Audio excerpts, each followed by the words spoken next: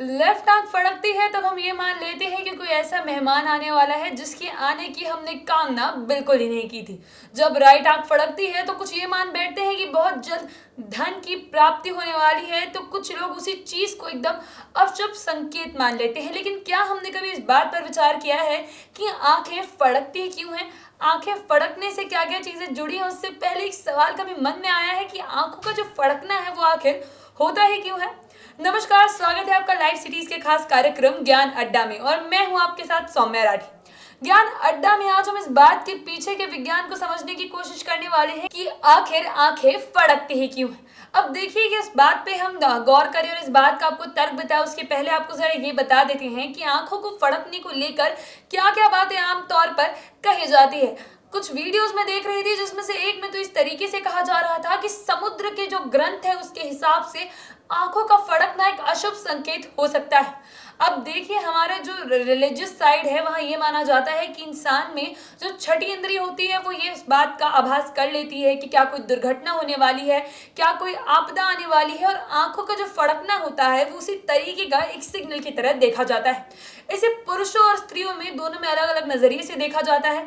अगर पुरुषों में बाएं आंख फड़कती है तो उसे शुभ माना जाता है, तो वहीं अगर स्त्रियों में दाएं आंख फड़कती है तब उसे शुभ माना जाता है। स्त्रियों को लेकर ये कहा जाता है कि अगर उनकी बाएं आंख फड़क रही है तो जल्द ही कोई शुभ संकेत आ सकता है, कोई शुभ समाचार आ सकता है। साथ ही साथ अगर कोई ऐसा कार्य है जो काफी वक्त से रुका हुआ है उसके पूरा होने की भी उम्मीद जताई जाती है। और कुछ केसेस ऐसे होते हैं जहां ये भी कहा जाता है कि अगर स्त्री की जो बाईं आंख फड़क रही है तब इसका मतलब ये भी है कि उसे संतान की प्राप्ति हो सकती है। तो वहीं अगर पुरुषों की बात की जाए तो उनके लिए बाईं आंख का फड़कना जहां एकदम अशुभ माना जाता है, तो वहीं दाईं आंख का फड़कना उनके लिए काफी ज्यादा शुभ माना गया है। और कहा जाता है कि अगर उनकी दाईं आंख फड़क रही है तो इससे ये संकेत मिल रहा है कि बहुत जल्द धन की प्राप्ति होने वाली है। लेकिन अब इन सब के पीछे की बात जानने की कोशिश करते हैं, समझते हैं कि आंखें आखिर फड़कती ही क्यों है। तो बता दें कि हमारी आंखों में जो टीयर ग्लैंड्स होते हैं, यानी आंखों का वो हिस्सा जिसमें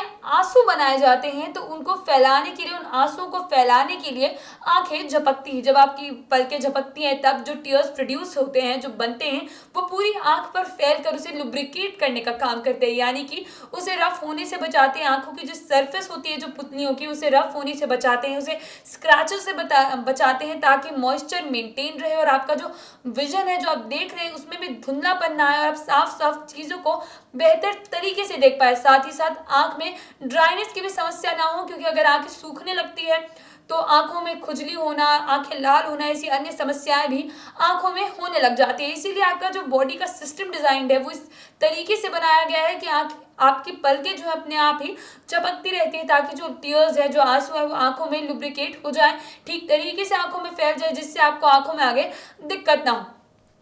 अब इसमें एक पहलू ये भी है कि आजकल के गैजेट्स के ज़माने में ये समस्या देखी जाने लगी है कि हमारा फोकस जब हमारी स्क्रीन की तरफ होता है पूरे तरीके से, तब हम अपनी पलकें जो है झपकाने में आलस कर जाते हैं।